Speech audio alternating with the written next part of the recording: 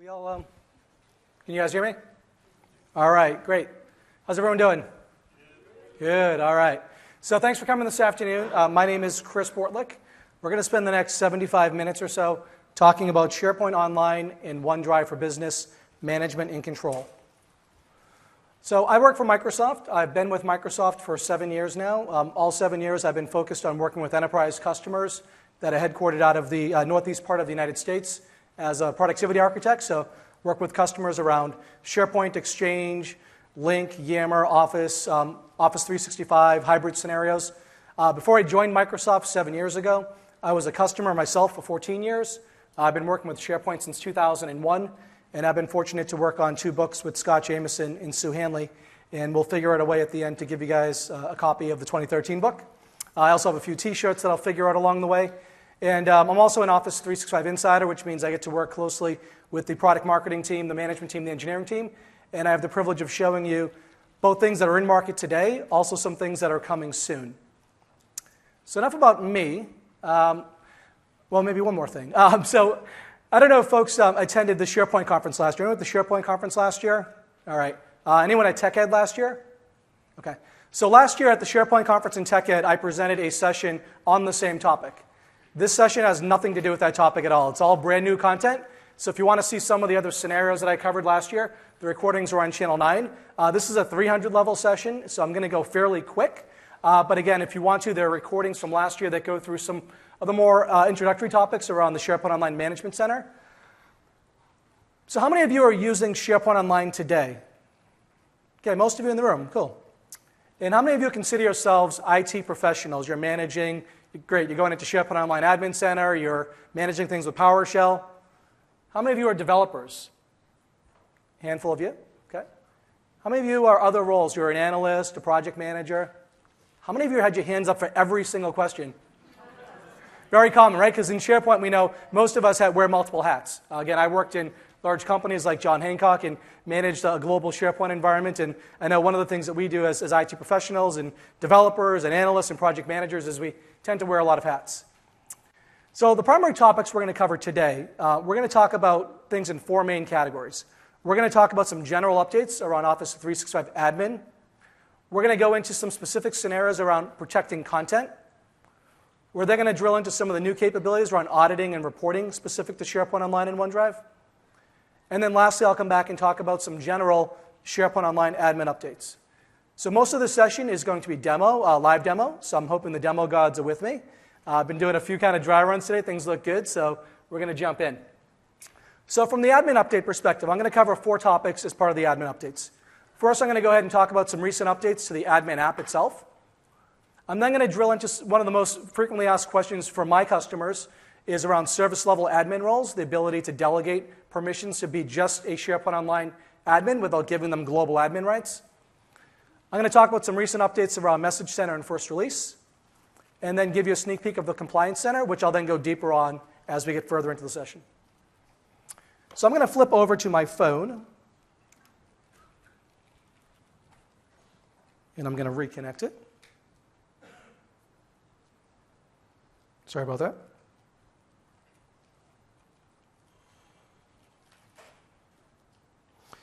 How many of you are using the Office 365 admin app today? Okay. How many of you have downloaded and used the recent update to the app itself?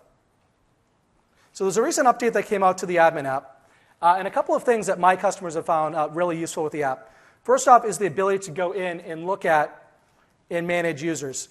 So the ability to go in and look at users that are inside of Office 365, but as I drill into somebody like Alex, I can do things like manage his license assignment. So I can go in and actually see the licenses that have been assigned to Alex. And it's not just a view-only view of it. So if I needed to give Alex a SharePoint Online license as part of the E3 plan and he didn't have access to that, I could go ahead and grant Alex access to that.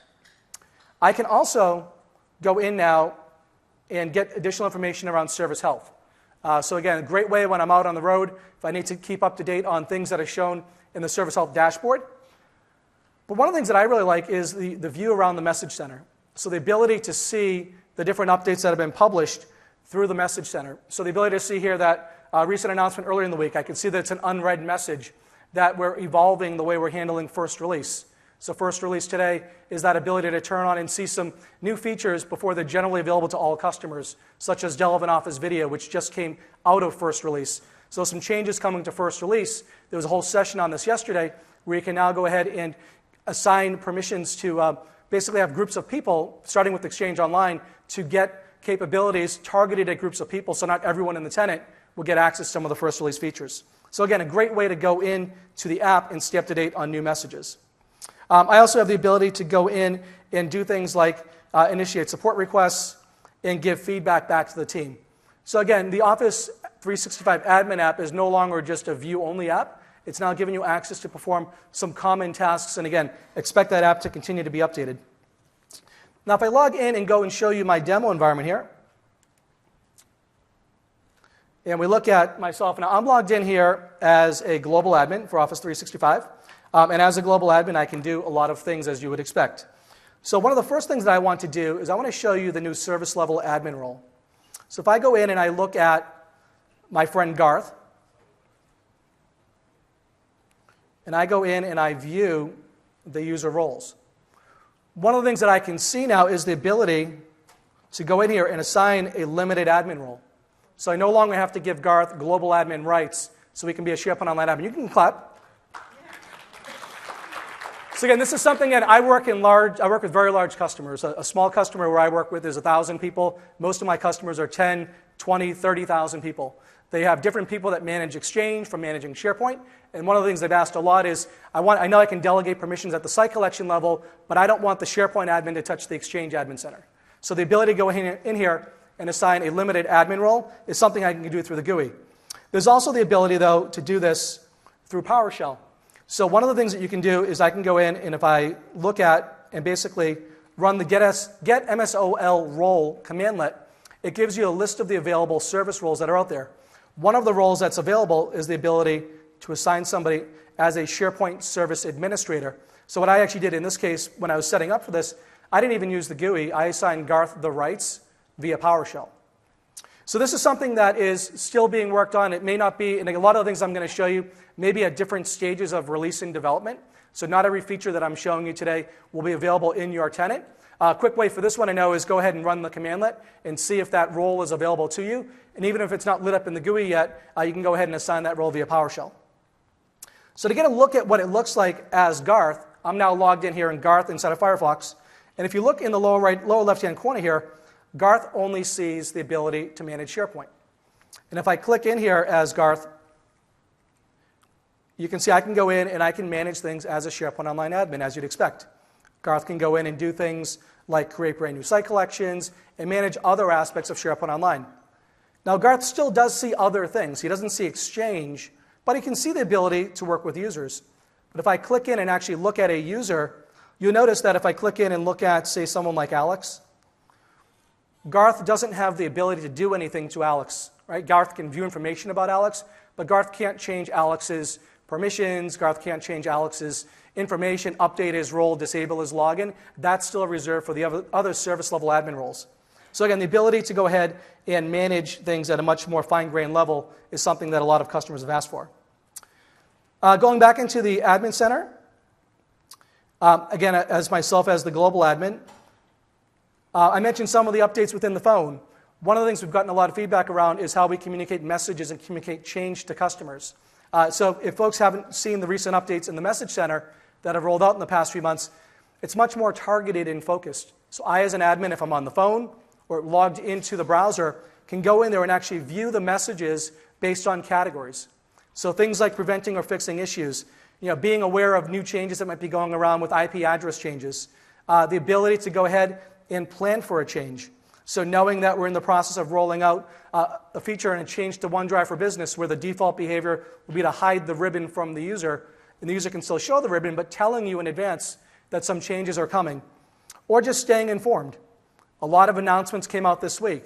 You may not have caught all the announcements inside of the keynote. You may not have seen all the blog posts. Well, some of the recent announcements, such as how we're evolving first release, how we're starting to roll out Sway in Office 2016 in preview, you can go in here and see that information. So again, trying to make it easier on us as admins to stay up to date on the changes and categorize and view those messages. The last thing in the general kind of category that I wanted to talk about is really first release here. So how many of you are using first release today? A few of you. Okay, how many of you are not familiar with first release? Okay, a little bit more. So first release is something, again, we started to roll out about a year ago. And what first release allows you to do is basically it's an on-off switch today. As I mentioned, it's evolving so that you'll be able to pick targeted groups of users in the future to say just the IT group or just this subset of people. But for today, it's a tenant-wide setting. You can turn on first release, and what that means is as we release major new capabilities, such as Delve and Office Video, they went through first release. Now, when those applications are shipped to first release, they're production ready. They're not beta applications. They're fully released and fully supported applications. Some customers want to get those new capabilities first. They don't want to wait the standard rollout cycle. So Delve and Office Video, if customers had opted into first release, they got to see those changes in their production tenant weeks or months earlier than other customers. As those features graduate from first release into general availability, additional customers get that rolled out. So if you're one of those customers that want to have access to the latest capabilities as they're shipped, enabling first release in your tenant gives you a great opportunity to do that. Now, one of the things, as I mentioned, that's starting to roll out is this concept of the Compliance Center. How many of you have heard of the Compliance Center already? Most of you, okay. So the Compliance Center is where I'm going to show you a lot as I go deeper around content protection and device protection. But the Compliance Center is a way that we're bringing the ability to roll up different management capabilities across the various applications. So Exchange has had data loss prevention for a while. SharePoint is bringing data loss prevention capabilities in. The ability to do auditing and reporting at the suite level, so not thinking about the applications as individual silos between SharePoint and Exchange, giving you or people you delegate based on the Compliance Center roles, giving others access to manage things such as data loss prevention and retention.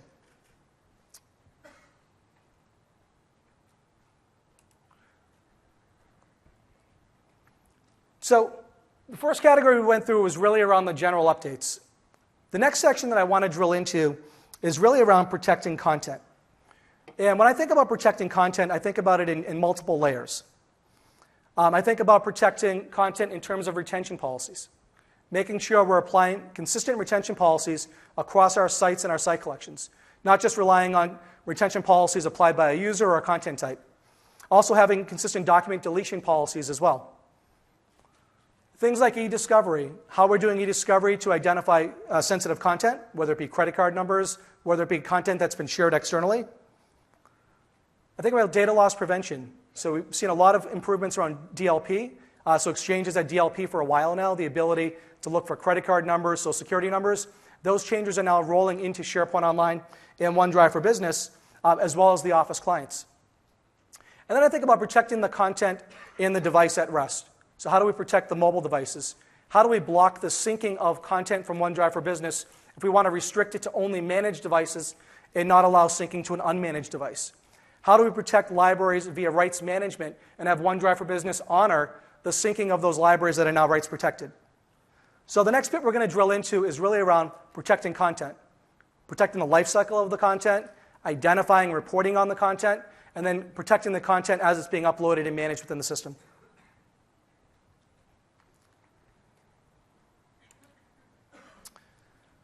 So going back into the Compliance Center, how many of you have used the new retention policy capability inside of SharePoint Online? One of you, two of you. Okay, great. So for a lot of you, this will be new. This is something that's been starting to roll out as part of the new Compliance Center updates. So if you have the Compliance Center rolled out inside of your tenancy, you may see an option for retention.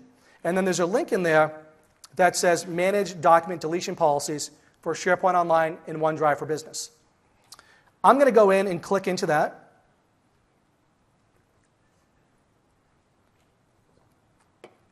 And I can go ahead now and create consistent deletion policies. So I'm going to go ahead and create a brand new deletion policy. And I'm very original, so I'm going to call this my Ignite policy.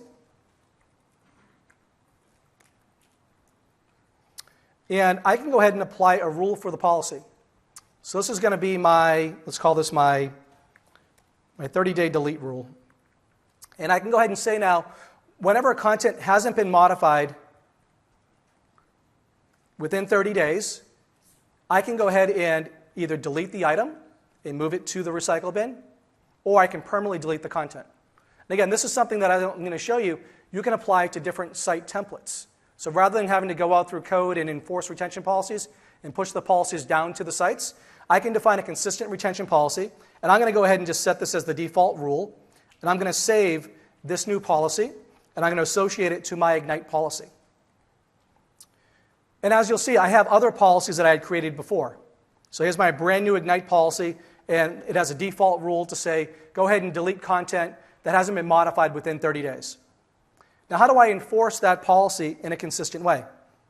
Well, one way I can do that is I can assign the policy to specific templates. I could first go off and say, I want to assign this to all of my OneDrive for Business sites. One single place I can go ahead and say, you know what, we have a corporate policy that content that's kept on a OneDrive for Business site, maybe we only want to retain it for 3 years from the last time it's been modified. Obviously, if content is subject to legal hold, if you've done any discovery, you put the content on hold, we'll preserve that content. But I work with a lot of regulated customers that may not want to keep content for longer than they need to keep it, right? Because maybe there's specific statutory requirements and they don't want to expose themselves to that legal risk, and they don't want to rely on the users to enforce those policies. The other thing that I could do, though, is I can go ahead and assign it to a specific site template. So I'm going to go ahead and say this deletion policy is going to apply to the project site template. So I'm going to basically say, here's my project site template, and I'm going to assign that brand new policy that I just created, my Ignite policy, and I'm going to make this policy mandatory. So what this is going to do is it's going to assign this policy to any sites that are based off of the project site template, and any new sites that get created based off of that template will automatically have this policy assigned to that site collection and the subsites as well. So it's a consistent way, again, of applying policies to sites that already exist, whether they be OneDrive for Business sites or existing sites and site collections, as well as the ability to keep that going forward on an ongoing basis without having to write custom code and trying to hook yourself into the provisioning engine. Now, what if you have specific site collections that are designated for a specific business purpose? Let's say you have a site that's designated for sales content or regulated content, and you want to have a unique policy just for that site collection. You don't want to rely on the general policy. Well, you can go ahead and assign a specific policy to a specific site collection.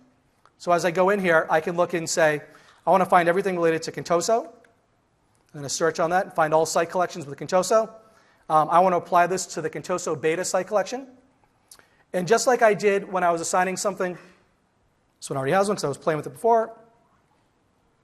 So I'm going to assign it here. I can go ahead and assign a policy. And maybe I want to use this team site policy and apply that. And again, mark that as mandatory. And again, now I have the ability to say, you know what, for this specific site collection, this site and the sites underneath it, it's going to have a different retention policy because, again, I may have different business rules for different parts of the organization. So pretty cool, pretty helpful? All right. Now, we talked about the ability to delete content. What if you wanted to have a preservation policy that was above and beyond a legal hold? So we also have the ability to create a preservation policy. In this case, I've already created one that if I drill into it, it can look across not just mailboxes, but since this is more of a SharePoint audience, I can go in and say, you know what, for these specific sites, in this case my Contoso site, I'm going to look for content that meets this specific criteria. So any content on this site that has the word sales and marketing that may have been created within a specific date range. Again, it doesn't have to be related to a specific legal case. This is just a more general hold policy. I can go ahead and say that for the content that's in here, how long do I want to keep this content? Keep it for 10 years, keep it indefinitely, or create a custom policy. So this is the other end. The first one I showed you is around retention policies for enforcing the ability to delete content when it needs to be deleted. This is, well, we need to keep specific content based on specific rules that may or may not be related to an e-discovery case. Make sense? All right. So now speaking of e-discovery, again, a number of improvements have been going on in the e-discovery space. There's a whole talk actually after my talk this afternoon around some of the improvements around e-discovery. One of the things you may notice here is as I go into the e-discovery link in the Compliance Center, I don't have to get redirected out to a separate place for managing e-discovery. I can see all of my e-discovery cases listed in one place. And I can go ahead if I wanted to and create a brand new e-discovery case directly from here. I've already created 2 of them, and I want to show you a couple of things that I think are really helpful with managing and identifying content. The first thing is I've created a query that can go ahead and find content across my organization that is viewable by external users. So using this syntax, viewable by external users is true, will identify content shared across my organization that is visible to others outside the company. But here's the thing that's really cool to me. I now have the ability to say, search everything. I don't have to list specific individual SharePoint Online site collections or specific individual OneDrive for Business sites. I can now say, search everything across my organization, whether it be SharePoint site collections, whether it be individual OneDrive for Business sites, and identify all that content. Again, this is something that a lot of folks have asked about, and the product team has delivered on that. And if I look at the search query here, again, you'll see, just to see if this is all live, I can now go ahead and view and find that in this case, there are 4 different documents or sites that are shared externally outside of the company. I can also go ahead, though, and execute a DLP query. So how many of you are using the data loss prevention query capabilities in SharePoint Online today? None of you. 1 of you. All right, thank you. You get a shirt. So I don't have a great arm, so I'm going to leave this down here for you, sir, so come down and grab one after. But the data loss prevention capabilities in SharePoint Online have been there for a number of months. So this is the ability through e-discovery to go out and identify sensitive content across your organization. SharePoint Online rides on top of the data loss prevention capabilities built into Office 365. So there are 51 different sensitive content types that we can identify. One of them is the example of finding a credit card. So again, just like I had the syntax before, I can look for sensitive type equals credit card number. And again, I can use that same ability to search across my company, all of my OneDrive for Business sites, all of my SharePoint Online sites, and identify content that may contain sensitive information like a credit card number, like a social security number. And if I go in and just go ahead and execute and refresh that query, you'll see that across my organization, there are actually 5 documents that contain sensitive information. And this isn't just what I call kind of a dumb string compare. We're not just doing a literal pattern match.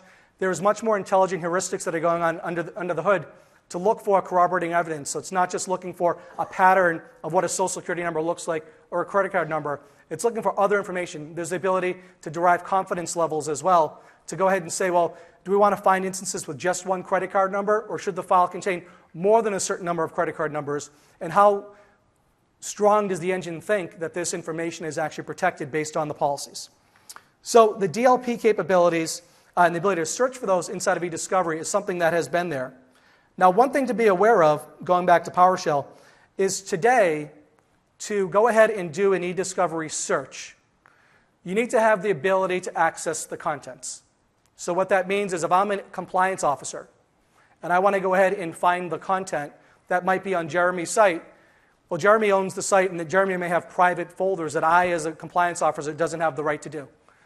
Go to the eDiscovery session this afternoon. They're going to talk about some new changes coming soon around some of the role-based entitlement. But one of the things you need to do today to make this work is there's a script that the product team has provided.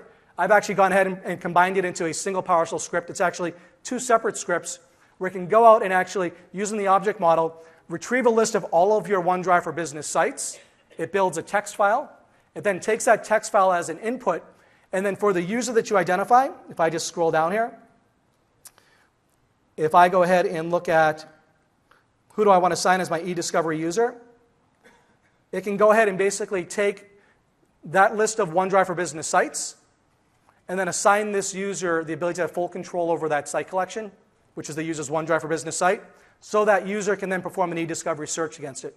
And again, that's required because you don't want the compliance officer just searching information that's shared in the Shared with Everyone folder.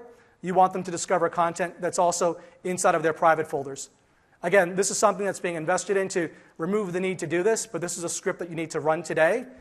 Go to the eDiscovery session after mine today. They're going to go into more depth around some of the changes we're doing around the new roles, as well as how we're integrating the Equivio acquisition into Office 365 for some more intelligent eDiscovery based on machine learning as well. All right? How are we doing? All right? Good. All right. So I want to make sure you guys are with me. All right. So we talked about data loss prevention. And when we're looking at DLP, you might say, all right, great, I can go back out and report on content that's already been uploaded in my environment. But it's basically a view-only look into finding sensitive content across the company.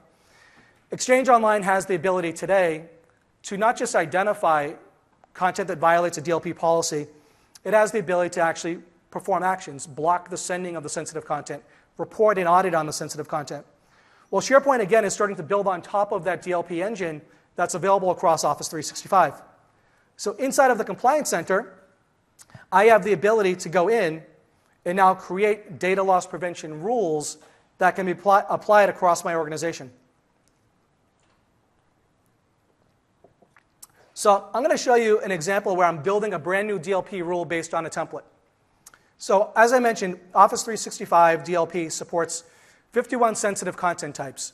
It also knows and understands a variety of different regulations that apply not only in the United States but across the globe. So one example is the ability to go in and say, you know what, I want to protect against information that has to do with PII. And if I look at what this is, this policy is going to look for things like passport numbers, social security numbers, and I can protect content that in this case would be stored inside of SharePoint Online or OneDrive for Business. I'm going to pick that policy and I'm going to drill in. And then it asks me, what do you want to do? Where do you want to apply this? Do you want to apply it to every SharePoint Online site collection in your environment or a specific site? Do you want to apply it to all OneDrive for Business sites or specific sites? So I've already gone ahead and created a custom policy, but out of the box, you can go ahead and create something from a standard policy that already exists in the environment. And you can have different policies, again, for different sites that are out there. But what I've done is I've created a business rule to enforce information looking for credit card numbers. So if I drill in here and look at my credit card policy,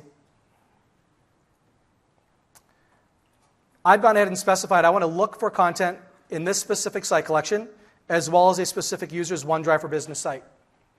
And I have some rules that I've created. So I mentioned those 51 sensitive content types. Well, one of the content types that we know about is a credit card number. We know what a credit card number is. We know how to do the pattern matching. We know how to do things in a way that is much more complex than just what I call a dumb string compare. We're not just looking for a credit card pattern. We're looking for other things. I can go ahead, though, and say, well, how confident do I want this to be? Do I want to look for just how many credit card instances do I want? In this case, I want to say, if the file contains 2 or more credit card numbers, I want to go ahead and protect against that. Then it says, well, what action do you want to take? Well, I can go ahead and block access to the content. And if I block access to the content, it's going to basically say the content that's violated this policy is blocked. Only the person that owns the content or whoever last modified the content can actually view and work with the content. Because maybe there's a valid reason that's out there. Maybe you want that person to have a chance to resolve or remediate it, but you don't want other people in the company to access that sensitive content. And do I want to send a notification? And who do I want to notify? So do I want to notify the owner of the site, who last modified the site, the owner of the contents, who created the file, and add other people? Do I want to use a custom email notification or the built-in notification? Do I want to use a policy tip? So how many of you have used the DLP features inside of Outlook 2013? A few of you. So if you're familiar with that, when you're creating an email message in Outlook 2013, and it identifies that there's a sensitive piece of content in the message, a credit card number inside of a message attachment, before you send the message out, Outlook 2013 and Outlook Web Access can warn the user that they're violating a policy. It's much like the mail tips that you see today saying so-and-so's out of the office or you're sending a message outside of the company. Well, we're bringing those policy tips into SharePoint Online and OneDrive for Business as well as the Office clients like Word, Excel, and PowerPoint because maybe the user doesn't know the policy they're violating or they didn't realize they dragged and dropped the wrong file. So we want to warn them. We don't just want to necessarily catch them and say, naughty, naughty, you did something bad. Right? We want to help them to have the right behavior. Maybe there are certain sites that you want to allow the ability to work with sensitive types of content. But if a site is being shared externally, you probably don't want sensitive content put on a site that has external sharing enabled, right? So that ability to educate the user that they may be doing something that's in violation of a policy. I also have the ability to go ahead and generate an incident report. So in this case, if I violate the policy, I can pick the severity level of the incident report. Who gets notified? Could be a specific individual, could be a distribution list, could be a compliance mailbox. and what information do I want to include in the incident report. So again, in this case, I just grabbed everything. Who owned it, who modified it, what content matched, what rule was violated, where's the file located, and the severity of the rule. So again, I get a single place as a compliance manager to view this information as well. So I mentioned before that I created this particular rule, and then I also have the ability, like I do in Exchange, to say, you know what, do I just want to test it out? Do I just want to audit it in the background? So a lot of times customers turning on DLP will create the rule. They'll turn on the rule just to audit because they just want to see how bad are things out there, right? How many places are we in violation today? Then maybe we turn it on and we don't enforce it, so we start warning users. And then the third step in the education process is, hey, we're going to turn this on. Because you may want to do some communication with your users that we're turning this on. You may see this prompt. Here's how you deal with the prompt, and here's what we're auditing for. So again, we give you that control over saying, do I just want to audit right now and just kind of have the rules running in the background looking for violations? Or do I want to enforce it and let users know about it as well? So I mentioned earlier that this particular rule I actually created via PowerShell. So here's the actual PowerShell script that I used to create that rule. Again, I could have done it directly through the GUI, and most customers, I think, are going to want to do it through the GUI, and our general goal is to build as much as we can in the admin center so you don't have to go into PowerShell and script it. But again, I worked with really, really large customers. I realized that some things that you want to do in bulk. You want to do them in batch. So we're giving you the ability to also do these operations via PowerShell.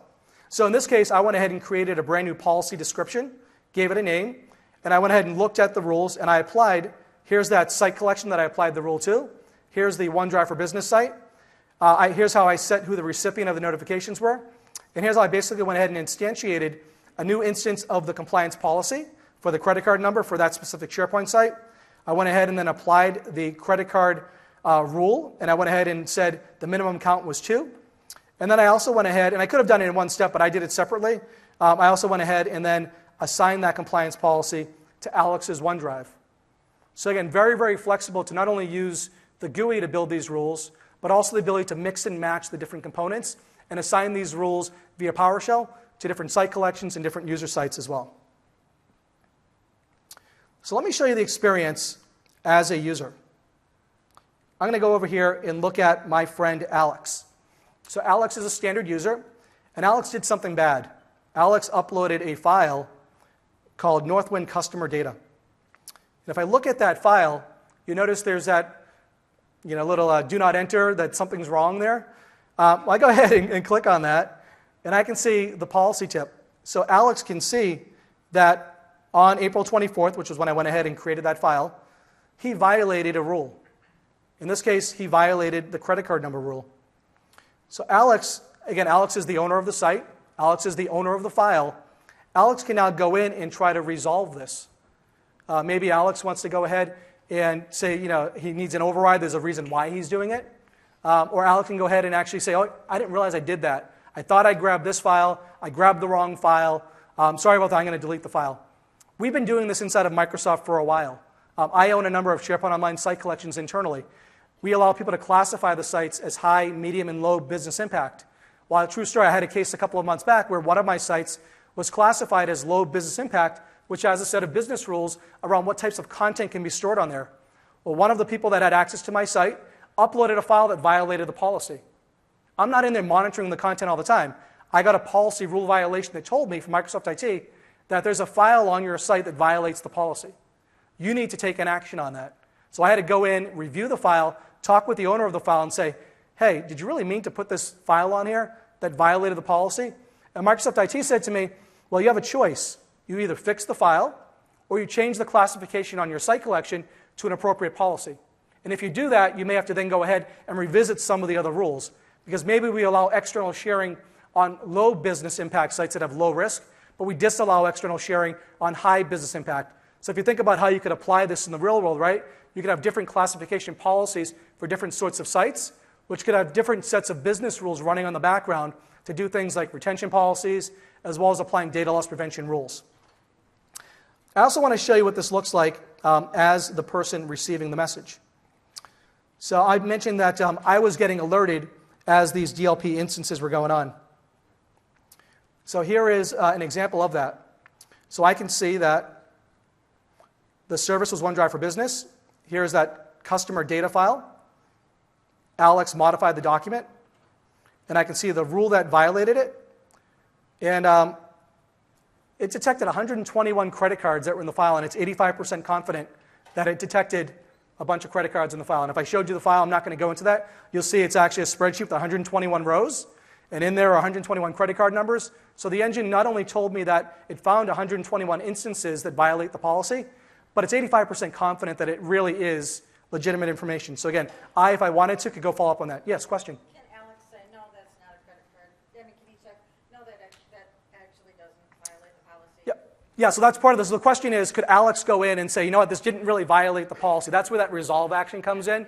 So again, you'll want to think about it with inside of Exchange today. We get that same sort of override capability where the user can say, you know what, the policy is wrong. I'm going to put a message on why I think I should override that. But again, you can audit that to say, you know what, this person went ahead and overrode the policy as well. So again, pretty powerful stuff, right? Yeah. You guys like that? All right. One more question in the back?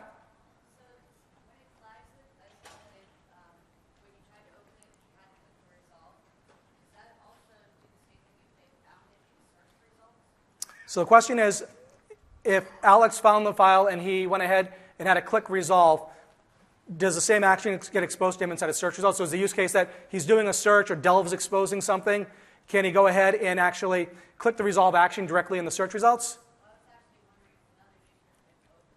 Oh, so what would happen is, and again, Jeremy, keep me honest here and others, but if a user does the search, remember that once that policy rule gets tripped, the only person that can access that file is the person that created the file, or the person that last modified the file, or the owner of the file. So if I'm any other user, that file actually gets security trimmed.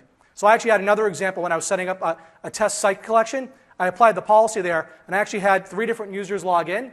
Myself as the owner of the site, Alex as the owner of the file, and Garth as a regular user.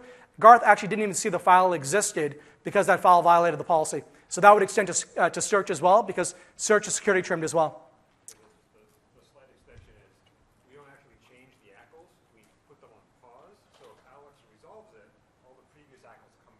Yeah, so the comment from Jeremy, who's on our engineering team, is that we don't change the ACLs with the DLP, so the access control list, so that as soon as that policy gets resolved, those results will then become visible back again through search, right? We're not actually going in and changing the access on the item inside of the library.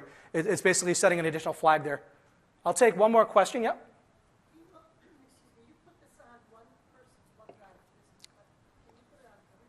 Yeah, so I could have applied it to everybody. So remember when I was creating, so the question is, I applied this policy to one person's OneDrive. Could I have applied it to everybody? The answer is yes. So when I was showing you the first use case around creating a DLP policy based off of the PII policy, I had that choice of saying apply it to all SharePoint Online sites and all OneDrive for Business sites. I could have done this way as well. All right, so I'm going to move on to the next scenario, which is really around protecting content and devices.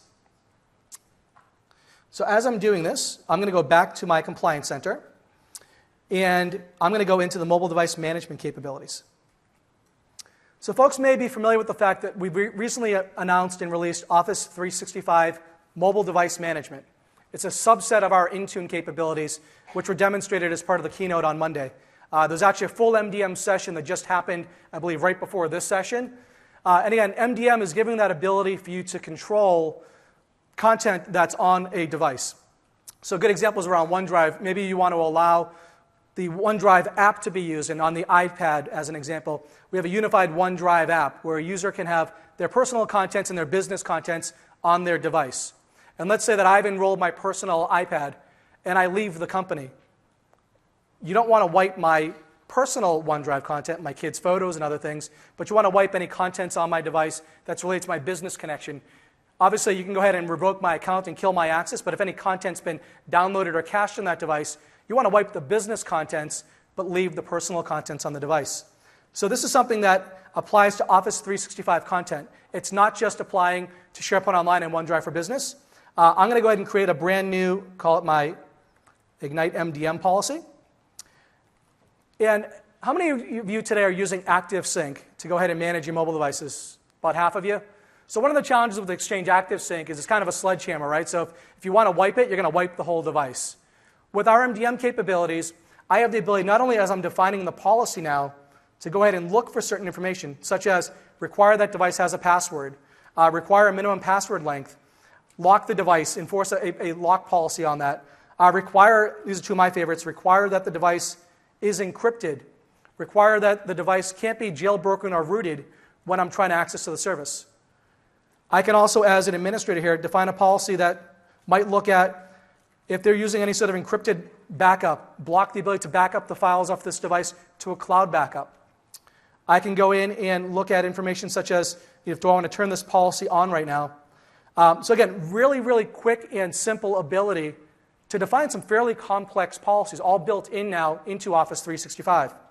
I can also go in and maybe apply those device access settings to specific groups of users. So maybe initially I want to test this out with just a subset of my users. So again, some really great fine-grained controls for managing which policies get applied to my mobile devices. And from the user experience, if this is enabled and their account is subject to the policy, the first time they go to launch that OneDrive app and connect to OneDrive for Business, it's going to require them to enroll the device in the service. If their device does not meet the requirements that you've set forth, let's say the device wasn't encrypted, it's going to fail their ability to enroll that device in the service, and it's going to block the app from actually accessing the contents on that device.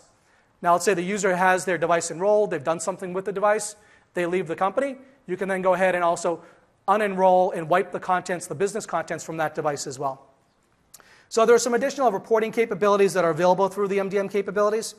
But one thing that comes up quite a bit is, let's say I'm using OneDrive for Business, and I'm on a PC or a Mac device, and I want to block or restrict the ability for the user to sync the contents to their laptop, right? Because the MDM capabilities are targeting mobile platforms, iOS, Android phones and tablets, Windows phones, but not the ability right now to protect against content synced through the sync client on PCs or Mac devices. So one thing that's getting ready to roll out soon is the ability to do domain whitelisting. What domain whitelisting means is you can go ahead and say, for specific domains that I have out there, and you can go ahead and get your domains in the GUIDs for them, I'm going to set the SPO tenant sync client restriction. What this is going to do, you're going to pass in the list of valid domain GUIDs, and it's going to say if the device is not joined to this domain, so it's not a domain joined device, I'm going to block the ability to sync. So I could allow syncing on my corporate managed device that's domain joined. If I go home and try to access OneDrive for Business on my personal PC, it's going to block me from the ability to sync to my personal device because my personal device is not domain joined.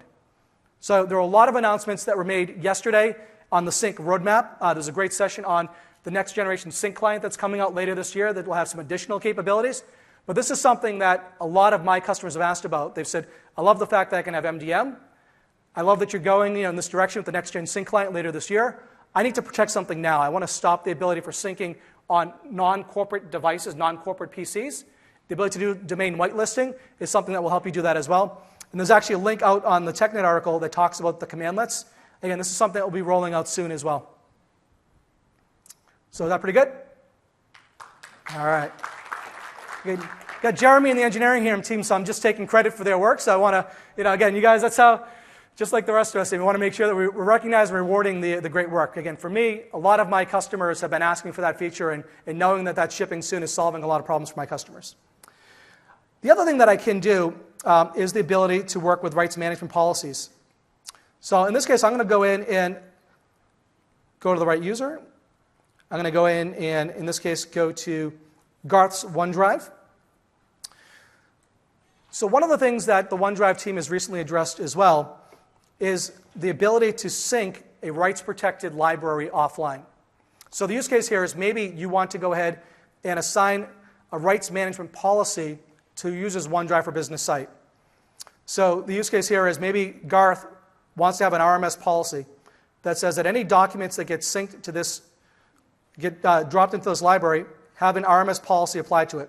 And maybe any of the files that are in there, we don't let the users print those files, or we make sure that they verify their credentials every so many number of days. One way we use this inside of Microsoft is we have a lot of rights-protected presentations, PowerPoint presentations that are roadmap content. Well, I might have synced that content offline on my device. That file is rights-protected. So if I were offline, I can have my credentials cached for some period of time. So if I'm on a plane, I can still access it. But maybe they're requiring that every so often I need to go back and make sure my credentials are still valid for that file. Now, if I were to take that file and give it to someone outside of the company, the file itself is protected. The rights protection travels with the file. Well, the beauty of turning on an RMS policy at the library level is you're not relying on the user having to go into the document and going ahead and saying, file, protect workbook, and automatically, manually applying an RMS policy, such as, this document is company confidential. By applying an RMS policy to the library, any documents that support the RMS policy, when they get dropped into the library, can go ahead and take those permissions. The big change that came out with the OneDrive team is prior to the recent change that went in, if you had an RMS policy applied to a OneDrive for Business library, it would block the ability for the sync client to sync the contents offline. There was actually a session right before mine in this room where they actually did a demonstration of applying an RMS policy to a OneDrive for Business library and showed how when you go ahead and drop a file, even in the local file system, when that file syncs up to OneDrive for Business, it detects the fact that the file needs to be rights protected because of the policy on the library, and it goes ahead and pushes the RMS policy back down into the copy of the file that's local on the user's device.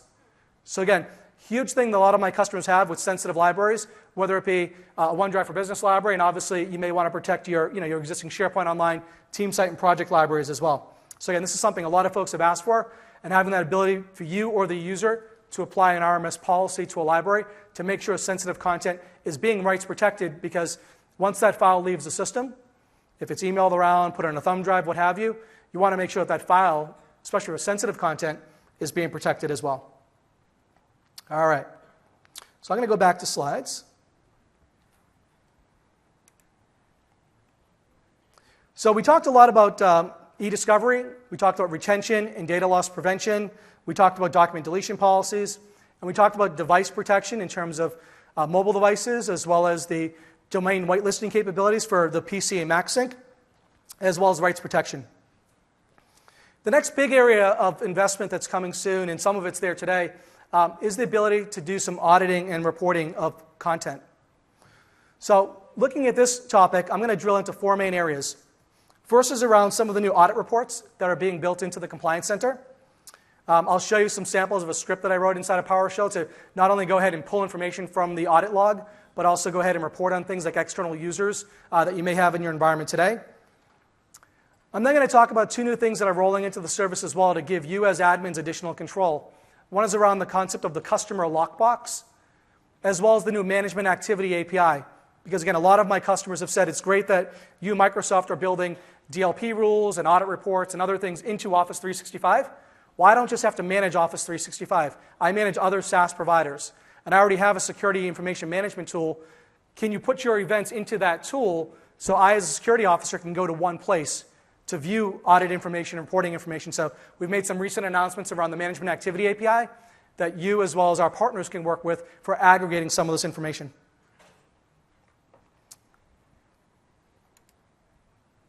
So going back to my demo, back in the Compliance Center, I'm going to drill in and look at my reports.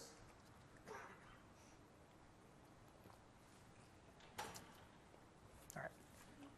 So I mentioned earlier, as part of the MDM, I could go ahead and access device management reports. This would give me the ability to go in there and look at the devices that are enrolled for MDM and any devices that have violated the MDM policies, if that had happened.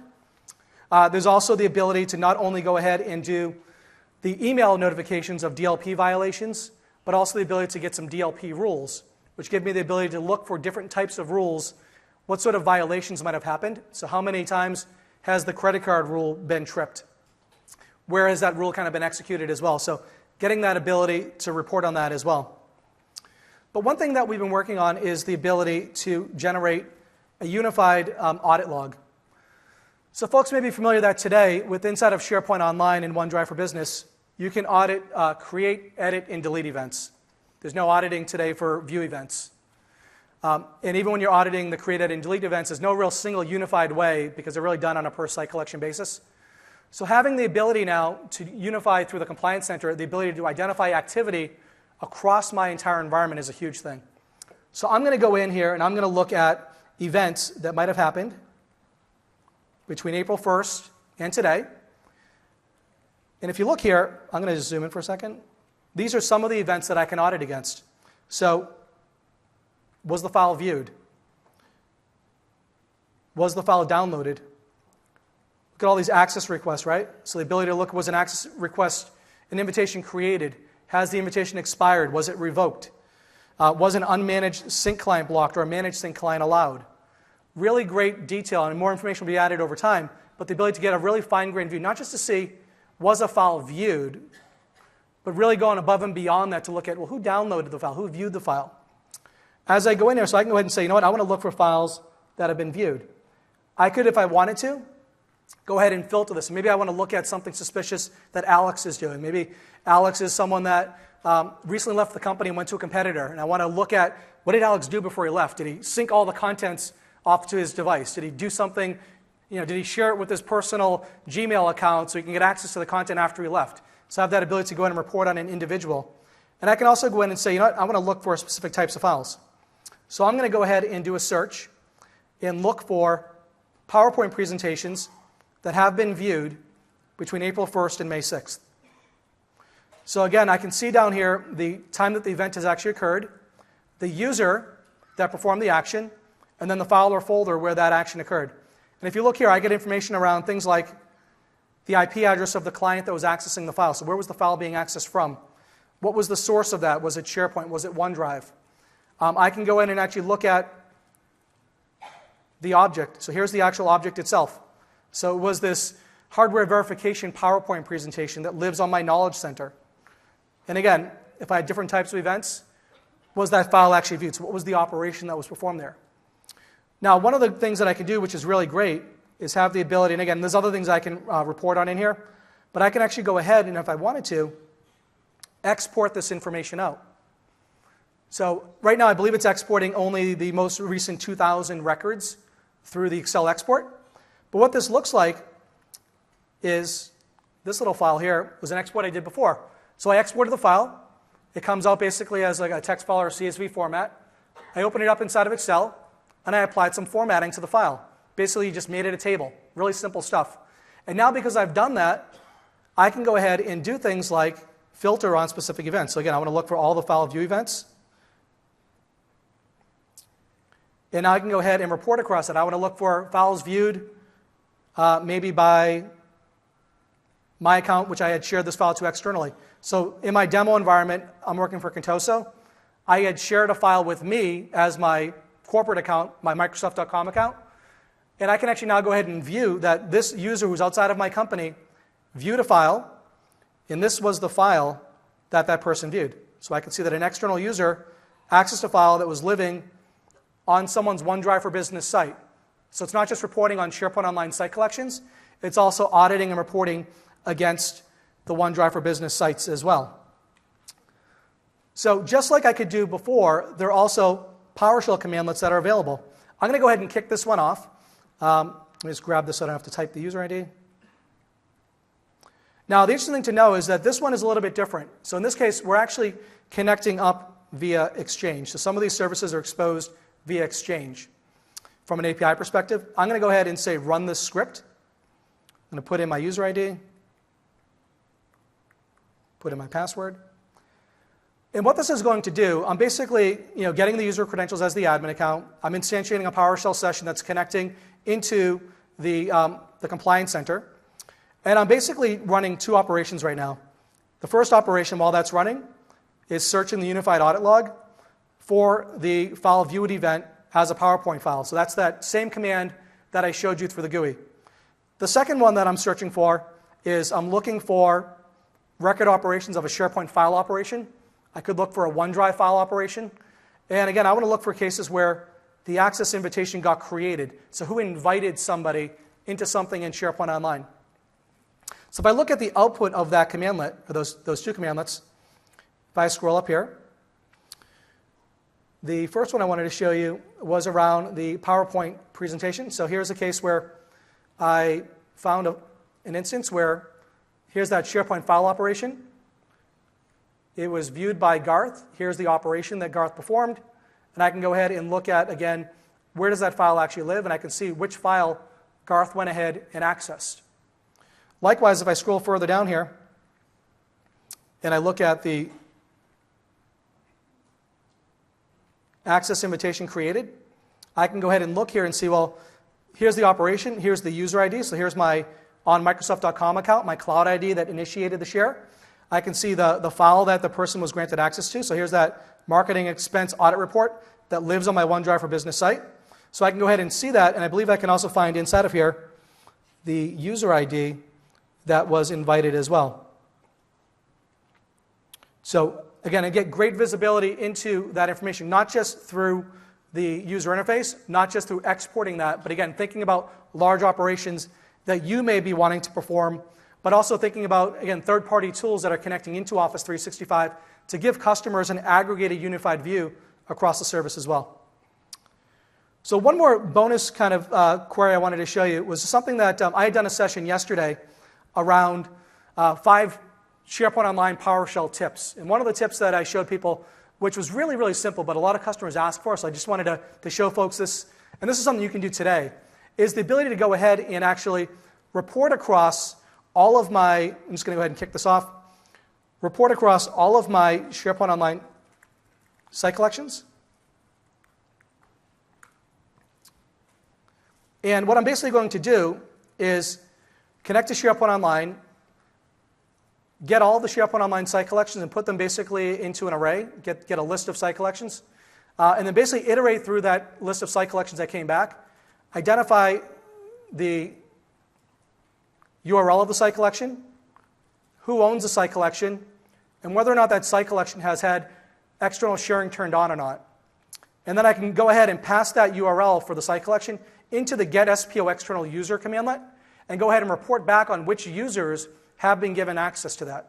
So if I look at this and I just scroll up for a bit, I can go ahead and look at, here it is here, this site collection. So here's a site collection for Ignite documents. This cloud ID is the ID that's managing the site collection. Here is the setting at the site collection level. So if you're familiar in the GUI, there's the option to say disable site collection, disable external sharing for the site collection, or enable external sharing. And if I do, allow for anonymous access or not, or require authenticated access. It's basically a 3-stage switch. It's all off. It's on and only allowing authenticated users, or it's allowing authenticated users and anonymous users for view and edit access. And then I can see, well, who was the user account that got invited? So it was my Hotmail account.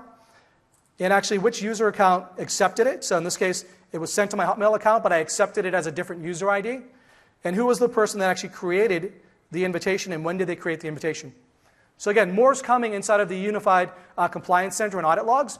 But even today, just using PowerShell, I can go ahead and identify my site collections that have external sharing turned on and do some pretty rich reporting around which users have been granted access and who's been granted access and which accounts they've accepted as well.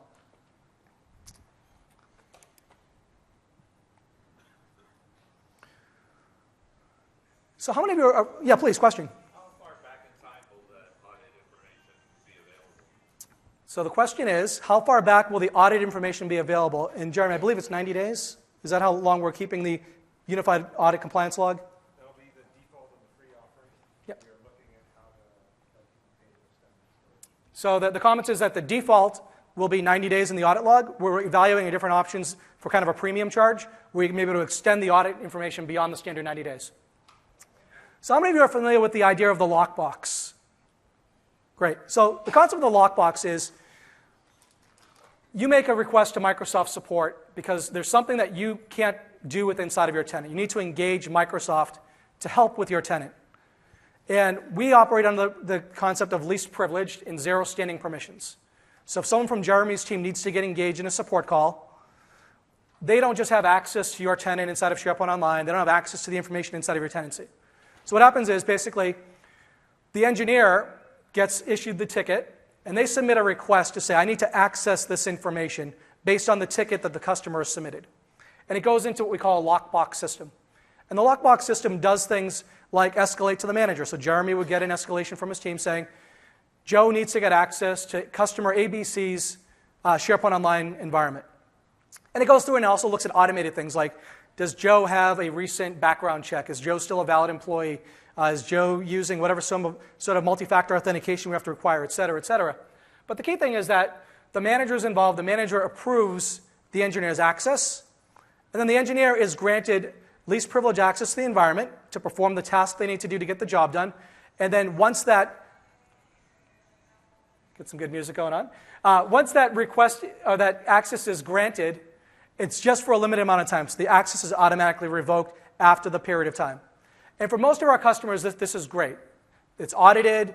There's some controls in there in terms of how we're doing that. But some of our customers, especially in regulated industries, have said, you know what? That's great, Microsoft, but that's not enough. The customer needs to be in the lockbox process as well. So one of the things we announced at the RSA conference about 2 or 3 weeks ago is we're now putting the customer in the lockbox process. So you see that this will be available for Exchange Online at the end of 2015, and it's rolling to SharePoint Online in 2016.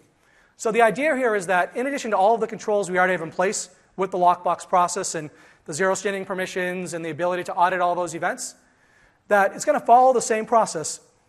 But now, when it hits the Microsoft Manager and the manager approves that access request, instead of it going directly to the Microsoft engineer to grant them permission, the customer is going to get in the middle of it. So the customer is going to get a notification saying, hey, based on this support ticket that you opened or someone in your company opened, someone inside of Microsoft Support needs to get access to your tenant to perform this operation for this ticket. The customer will then see inside of their Office 365 Admin Center this information around the data access request. If I look here, if I grab my pointer here, you'll see this data access request pending. And this access request will be pending for a limited amount of time, so it's kind of a time-bound event. And the customer can go ahead and look at the status. They can look at, again, the ticket that's referencing it. And the customer can approve or reject the engineer's access to that as well. So the customer approves that, and if that happens, then the engineer is granted access to do that. Now, again, all of those events, all those operations are being logged. So think about, again, the compliance logs and all the other capabilities being exposed. That information is there as well. So this is something, again, just recently announced. Again, a lot of customers are really happy with the lockbox controls we have and all the certifications we have. There have been a few that say, you know, we want to put the customer in the process as well. So adding the customer lockbox is something that we're working on as well. Question, yeah?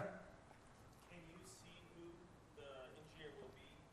In some of the regulatory places, we can only have certain people there. Yeah, so the question is, can you see who the engineer will be? So I'm guessing things like ITAR and some of the U.S. government things. Yeah, so we do have, again, we can take it offline too. We do have dedicated government clouds and ITAR environments that will guarantee that the support personnel are only U.S. persons, and we'll keep the data on U.S. soil as well. But yeah, I believe that as part of it, you'll see the engineer that access because we're auditing the event as well. But for government customers and ITAR customers, we do have an ITAR offering that ensures that the support personnel are U.S. persons only as well. So talking about the management APIs, question, yeah? Kind of going back in time now, but when you could lock them from syncing to their personal devices if you wanted to, could you also stop them from downloading a file on their personal?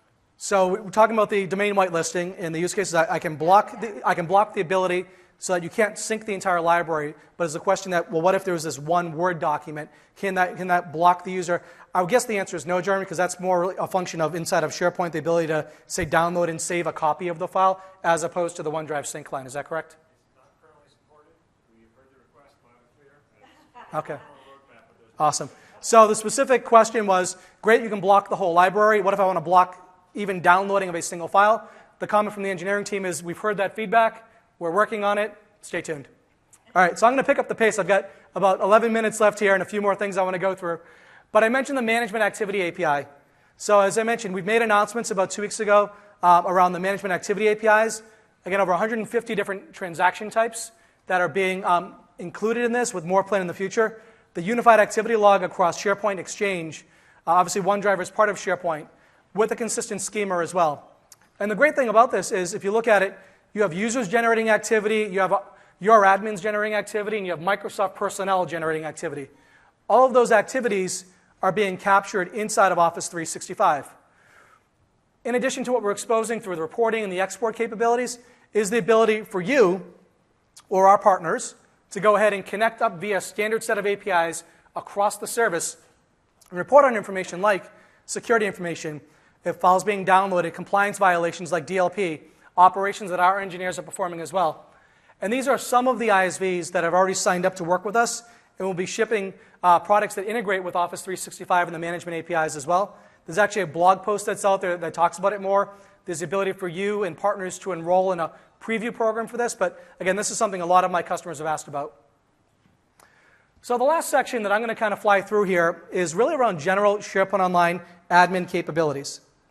I'm going to look at a few things. One is around Office Graph in Delve. One is around managing Office Video.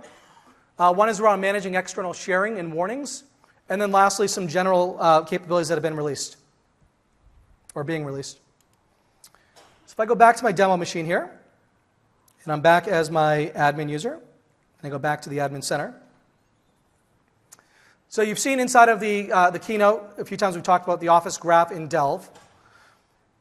The way that's managed is inside of the SharePoint Online Admin Center. On the General Settings tab, there is the ability to go ahead and manage the Office Graph. So it's not listed here as Delve because remember the Office Graph is more than just Delve. Delve is just a client, a lens into the Office Graph. The Office Graph is also used by other things like Clutter inside of Exchange. So some customers have said, you know what, it's great that Microsoft with the Office Graph, you're honoring security and privacy settings. Maybe I'm just not comfortable with that machine learning right now, or I don't want to have that turned on. You can go ahead and disable the Office Graph through here, but that turns that off for not only Delve, but also features like Clutter as well. The user has the ability as well, if they wanted to, say you're inside of a specific area, that maybe you want to have the user have the ability to go ahead and opt out of their information being collected by the Office Graph. The user, via Delve as well, can go ahead and manage their sharing activity. So in that case, you're not turning it off globally for the whole company. You're having a user that's maybe in an area that, somewhere in the European Union maybe, where they have some concerns around privacy, what have you.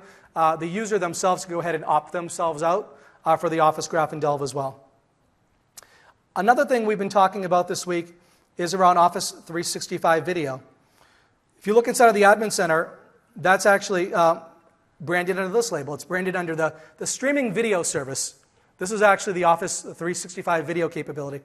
And again, if you wanted to turn this off tenant-wide, you could go ahead and disable this. This is now rolling out. It's come out of first release. So Office 365 Video is now in the process of rolling out globally. But as opposed to just turning that off globally, I wanted to make sure you've seen and are aware of some of the controls that have been introduced inside of Office 365 Video. And this is a great place where we talked before about first release. We've gotten a lot of feedback from customers. One of my customers is Bose. They just did a session earlier today around their experience with Office 365. They've been an early adopter of Office Video, and they and others have given us great feedback around some of the management and control capabilities. Well, as an admin here, I have the ability to manage the video portal settings. One thing that I can do is I can say, who are the admins for the video service overall? So don't just turn it off, but are there specific people that should manage Office 365 Video? Are there people that should be allowed to create a new channel? So a channel might be the idea that there's a channel dedicated to marketing videos or sales videos. Maybe you don't want every user in the company to have the rights to create their own channel, because each channel creates its own site collection under the covers. Maybe you want to restrict that, so maybe only certain admins or other users can create new channels for users as well. So you can go ahead and manage that. You can also control which tiles, which videos get spotlighted on the homepage, which channels show up on the homepage. You can also go in and actually manage the channels. If I look at my Ignite channel, here's my wonderful little teaser video that I shot at home one night. You can tell I was a little tired. If I go in and look at my video channel setting for this, I can do things like manage the color of the channel, but I can also do some more advanced things. So who are the people that can actually manage the video and change the channel settings? This is something that Bose and others gave us feedback on during first release. Who can actually edit content within the channel? That means who can upload videos to the channel, who can delete videos. So maybe I want to have one person that's the overall channel manager that can manage what gets spotlighted, what the color of the channel is. But I want to allow a few other people to actually go ahead and add and change videos. And then who in my company can view the videos. So again, additional controls inside of Office 365 Video itself for managing channel creation and channel management. Another thing that we've gotten some feedback around is external sharing. So I mentioned before, you have basically that three-stage switch for is external sharing turned on or not. One thing that is recently being worked on and rolling out soon is the ability for you to go ahead and check this checkbox and show a message, a banner, on any site collection, any OneDrive for Business site that has external sharing turned on. We've been doing this inside of Microsoft for a while. We've actually had something custom that we did that we've now replaced with the built-in feature. And there's also the ability to customize the Learn More URL. So the idea is if a user sees the message and you want to give them a link out to a page that talks about what external sharing is. So I'm going to show you an example as my friend Alex. You may or may not have noticed that on Alex's site, there's this little banner saying, this site can be shared with people outside of the organization. So Alex gets a visual cue that this site may be shared with people outside of Contoso. And Alex can go ahead and click more and get information about, in this case, this is the default article that's available out on the Office support site on what external sharing is and what this means. You could create your own custom help page and change that URL to point to that page as well, so your individuals can get access to that as well. Another change that's coming up, and there's a whole section that Sarat will be doing tomorrow, so I'm not going to go too deep on this, but there's the ability to go ahead and we're going to be giving you as an admin the ability to turn off the ability for people to share with everyone. So one thing that comes up a lot, go ahead, you can clap. So one thing that comes up a lot, and again, I don't work with a lot of educational customers, but I've heard the feedback from folks that I met at user groups and others is we have students, we have teachers, we don't want to just share with everybody. Even the shared with everyone folder, there's some changes going on there if you want to go ahead and remove the default shared with everyone folder. But again, some companies may want to have the shared with everyone there. Some companies have said they don't want to, and we'll give you the ability to turn off the ability for a user to share with everyone.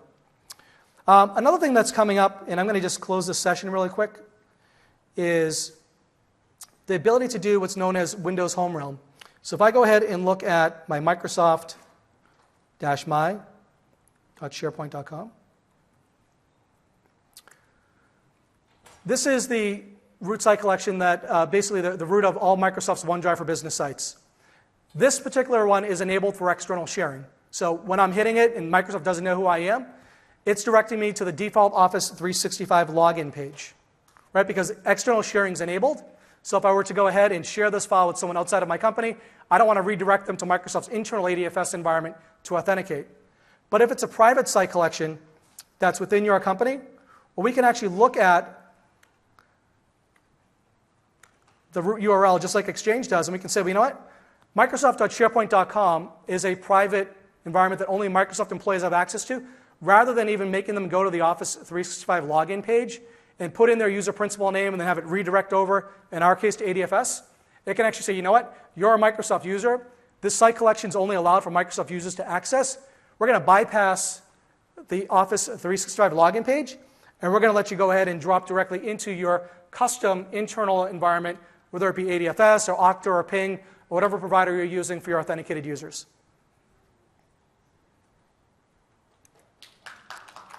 All right. You guys like that? So in addition to that, we recently started to allow you to brand the Office 365 login page. This is something we used to charge for as part of Azure Active Directory Premium. They recently made a licensing change where you don't have to have AD Premium if you want to change the default landing page. This is the case where I'm hitting the Office 365 login page because, again, maybe it's a site collection shared externally, but I want to go ahead and maybe provide some branding that's there for my environment, that folks know that this is for, in my case, Contoso School. Another change that's coming that Sarat's going to talk about a bit more tomorrow is the ability that if you want to, remember I showed you the scenario earlier where I invited cboardlike@hotmail.com into a site collection, but I accepted the invitation as cboardlike@microsoft.com, so the user I invited wasn't the user that accepted the invitation, right? So we're making a change that if you want to enable this, it'll be a tenant level setting. You can enforce and require that the user that gets invited has to be the user that accepts it. So we're making that change. So you don't have to do it if you don't want to do it that way, but some customers have said, I want to require that the user ID that I make the invitation to is the same user ID that logs in. So we covered a lot. I'm in my last 40 seconds here, but we talked about the Office 365 admin updates. We talked about how we're protecting content across devices and data loss prevention. We talked about the auditing and reporting capabilities, and we talked about some of the general admin updates. There are a number of resources. I've gone ahead and created a blog post that you can get to there. I created it before the session. At the bottom of the blog post, there are links to about 10 different articles that go into more depth around how to manage DLP, Do the searches inside of eDiscovery, how to manage the permissions for OneDrive for Business, how to manage the retention and deletion policies. There are a ton of other sessions that are going on, some that preceded me, some that are coming after me. Please go out and check out some of those sites, some of those sessions for a deeper dive. My name is Chris Bortlick. I've got 1 second to spare. I'm going to hang around up here. Feel free to reach out to me, and thanks for coming.